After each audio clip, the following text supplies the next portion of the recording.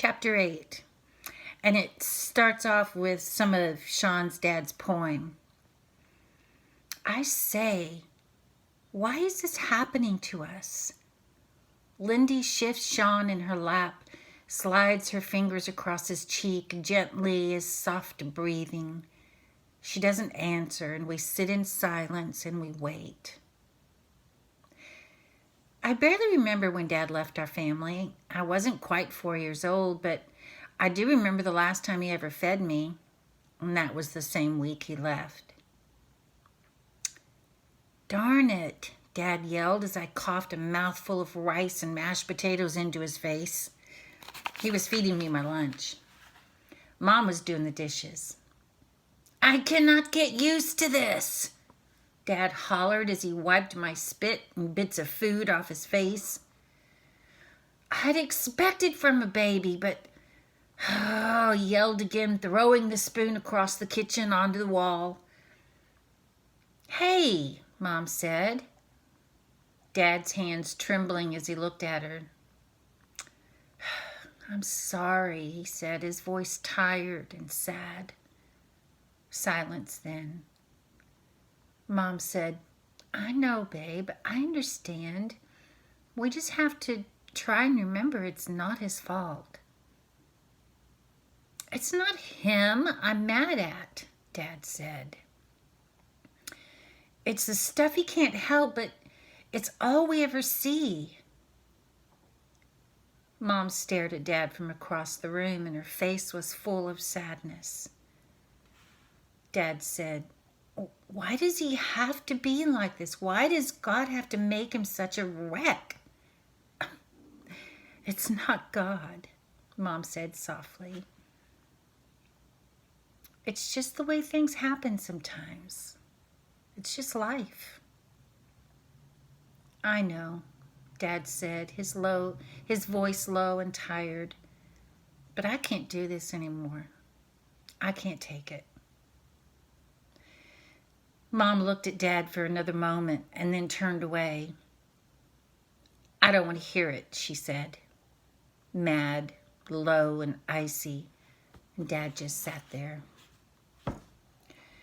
I also remember one time when I heard my mom talking about Dad leaving. Mom sat with her friend Connie, and they drank coffee at the little dining area just off the kitchen.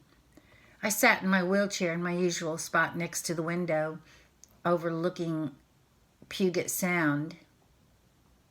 That's a funny name for a place to live. It was a pretty day, blue sky and a clear view of Olympic Mountains far across the water. Mom sounded really sad. I understand him, she said, talking about Dad. I know what he went through over Sean, and the thing that kills him is not knowing whether Sean is aware or not. The doctors have assured us 1,000 times that it's possible that he's hearing and understanding everything that we say, that he's aware. Connie gently said, I still don't think that gave him the right to leave you guys. Mom looked down into her coffee cup. No, it didn't. Sometimes I don't even like him. But I know, too, that he just can't stand seeing Sean suffer with the seizures. Sid can't stand the thought that Sean might be trapped inside of himself. Even before Dad won a Pulitzer for Sean, that's the name of the poem he wrote, he'd won other awards. His books of poems, writing in newspapers and magazines, and teaching literature at the college where he used to work made him seem smart to me. Does he know something I don't? Knowing that my dad loves me makes everything even a little more confusing. Not that it's important, but my dad and I both have double-jointed thumbs. I've showed you mine before. They call it a hitchhiker thumb.